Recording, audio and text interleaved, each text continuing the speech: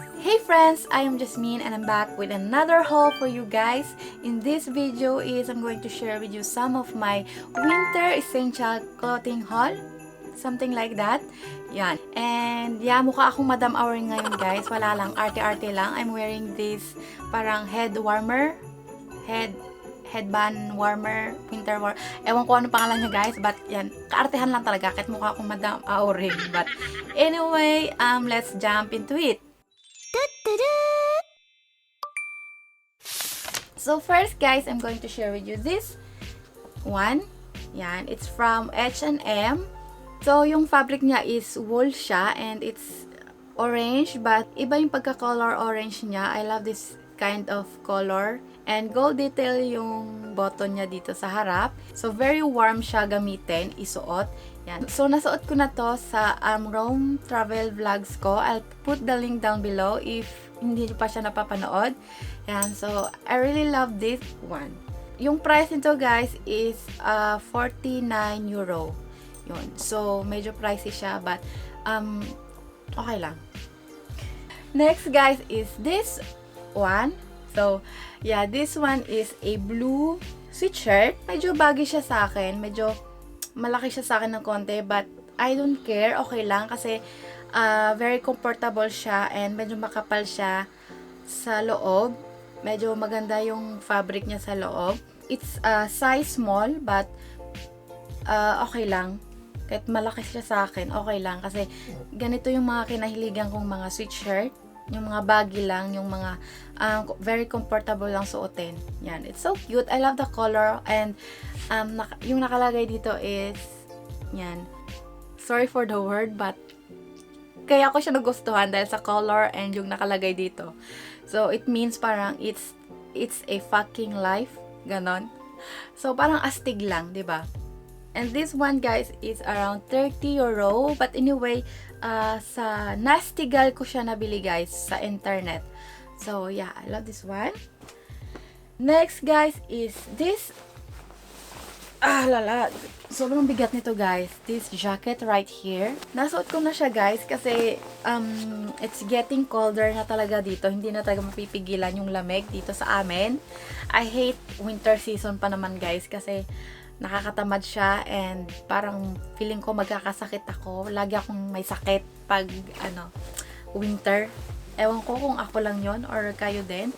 So ganito siya yung itsura niya guys. Fari-fari siya dito, yung hood niya. And then you can take this off kung ayaw nyo gamitin yung hood niya. Meron siyang zipper dito. Yan, zipper dito. Pwede nyo siyang tanggalin. And mabigat lang siya guys. Yan lang yung hate ko talaga pag suot ko to kasi mabigat siya. Malit ako na babae and then magsusuot ako ng ganito. Sobrang bigat, diba? Parang but anyway, kailangan kasi nga mahirap na magkasakit. Ubo, sipon, Diyos ko. So, meron siyang pocket dito sa gilid. Meron din siya sa kabila. And then, yung details niya sa loob is ganito. So, this one is ewan ko anong kaartehan meron dito. Pwede mo siyang isabit din sa likod mo. Parang backpack. Parang ganon yung style niya. Pero pwede mo siyang isabit sa likod. And very siya guys. Very warm siya sa loob. Sobrang lambot niya talaga. And sobrang kapal niya. Perfect talaga to pag halimbawa yung umabot na ng negative yung degree. Yung lamig dito sa amin. So, very perfect to. Yan. Parang teddy bear. So, parang teddy bear yung niya guys, yung fabric niya dito. Very talaga siya, soft, warm. Ang sarap lang ganunin, yapusin. So, yan yun guys. And yung price nito is, I got this from Zara nga pala guys. And yung price niya is around 89 euro, yun, something, ganon. The next guys is this shoes right here. Yan. Simple lang siya. Yan. Para lang, wala lang, nagustuhan ko lang yung color niya.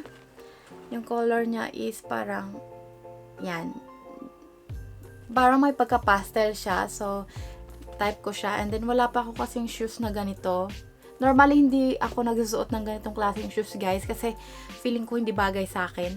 Ewan ko lang. But, pinilit ako ng hubs ko na bilhin ko to kasi nga, maganda siya. So, nagustuhan ko din naman yung color niya, but yung style niya is hindi ko lang sure kung bagay sa akin. But, yeah, binili ko siya. Yung pangalan nga pala ng shoes na to, guys, is Adidas Chaos. Yan, Adidas Chaos, and yung price niya is, hindi ko na alam, guys, kung magkano to, but mura ko na lang to nabili kasi nabili ko to sa outlet store ng Adidas. So, yun, mura lang siya. Next, guys, is this box right here. Yan, it's from UGG or UGG. Hindi ko alam kung paano siya i-pronounce. I think UGG. Yan. So, this one is sa outlet store ko din siya nabili. Yan. Boots siya, guys. Winter boots. Something ganon. Yan. Ganito yung style niya. Gusto kasi yung brand na to, but ngayon ko lang naisipang bumili talaga mag-splurge ng ganito ka pricey kasi wala lang, hindi naman ako mahilig talaga sa mga ganito, guys. Kung ano lang yung mga sinusuot ko whole year, yun lang yun paulit-ulit. But ngayon talaga is wala. And very warm siya sa loob. Ito, meron siyang kasama ganito. Medyo furry effect, yung parang teddy bear din yung loob niya. And yung size nito is 37. Normally 35 and a half lang ako, ganon. But yung size niya is 37. Medyo masikip pa nga siya sa akin dito. But okay lang. Kaya ko naman. And meron siyang parang medyo wedge konti dito para magmukha tayong matangkad pag suot natin to. Yung price niya, guys, is since sa outlet store ko siya nabili is 127 euro. Naging 101 euro na lang siya. 101 euro na lang siya. And 80 cents. So, yon. Yan. So, napabili tayo dyan. Very perfect sa winter. Yung halimbawa talaga sobrang lamig talaga. Hindi makayanan ng paa mo. Ganyan. Maybe some of you guys, lalo na sa Pilipinas, hindi nyo ma-appreciate yung ganitong klaseng shoes or boots. Kasi nga, hindi naman nagwi-winter dyan. But dito is, it's a must talaga. Lalo na pag sobrang lamig. Kasi malaking tulong, 'di ba? Next, guys, is this bag right here from H&M naman. First is this one. Yan. Normal lang siya na coat. Ano din siya, yung very din siya, furry effect yung niya, yung tawag nun, fabric niya. Yan, furry effect. And then sa loob is parang ganito na. Perfect for pag may event ngayong taglamig. Yan. Hindi siya masyadong makapal. Makapal siya, but hindi talaga ganun kakapal. So, yeah. Ito naman is, nabili ko siya kasi nakalimutan ko, meron pala akong 30 euro na birthday gift from H&M. So, nakalimutan ko, hindi ko siya nagamit agad. So, dali-dali ako. Ito yung nabili ko. Yan. So, binili ko siya kasi sayang naman yung 30 euro. And then, this one, guys, is another jacket. But this one is not from H&M. Nilagay ko lang siya sa same bag kasi kasya naman siya. Kaya hindi na ako nanghingi ng another bag para dito. This one is from a local shop lang siya dito sa amin, sa Paris. It's called Monoprix. Parang grocery / shopping store na din siya. So, nakita ko to habang namamalengke ako, hindi napadaan ako, hindi nakita ko to. It's so cute. Nagustuhan ko siya. Parang na-inlove ako. Kasi yung fabric niya dito is parang velvet na, ewan ko kung velvet ba to, but ang ganda, ang sarap sa pakiramdam yung fabric niya dito. And then, sobrang kapal niya. And then, sa loob is teddy effect, furry effect pa din yung style niya. Yan. Yan. Sobrang kapal niya dahil dito. And, yan. Diba, ang ganda ng niya, yung furry niya. Yan. Parang teddy bear pa rin. So, napaka, niya, warm niya suotin. Napaka-komportable ding suotin. Yung color niya is parang old rose or something, may pagka rose, something old rose, I think yung tawag sa color na to. So, yung price nito, guys, is 80 euro yun. Around 80 euro yung price range niya. Medyo pricey din, but okay lang, magagamit naman natin to talaga ngayong winter or next winter. So yun, pwede mo siya gamitin anytime pag winter talaga. Pag winter lang guys, kasi pag summer hindi na, mukha ka ng engot nun. So next guys is this one, this bag right here. Dudun siya. Ewan ko kung English ba yung dudun. Ewan ko anong English na dudun. Medyo may pagka metal gray, dark gray yung color niya, and yung effect niya is pagka metal something. Yan, shiny effect.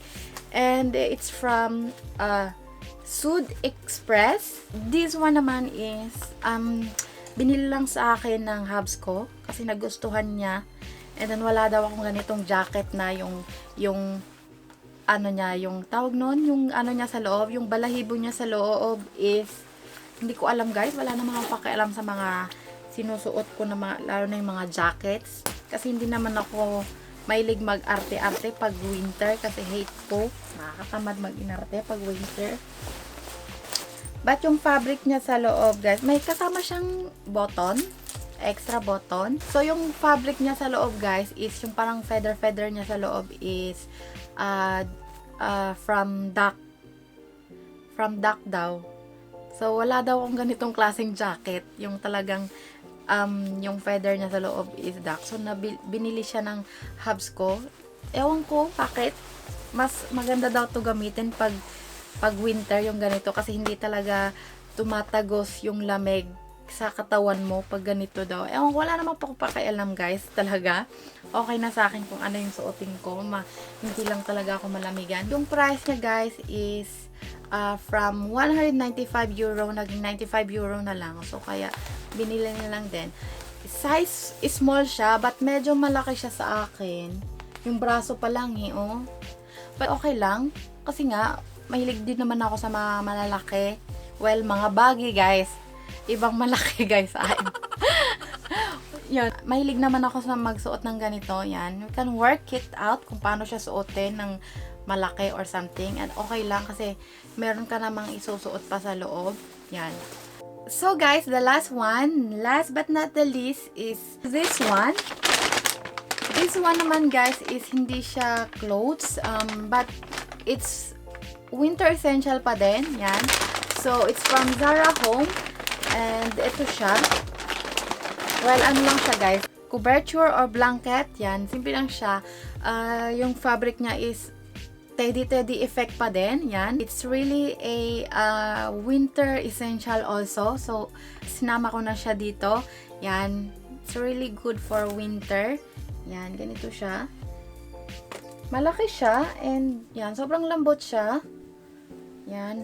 Parang actually guys, parang same siya dito sa blanket na to, itong orange, but this one is another color lang. Yan. So yung price niya guys is 22.99 euro, but nag-sale siya, so 17.99 euro na lang. So yun, binili ko na siya. Yan. So that's it guys for my winter essential haul.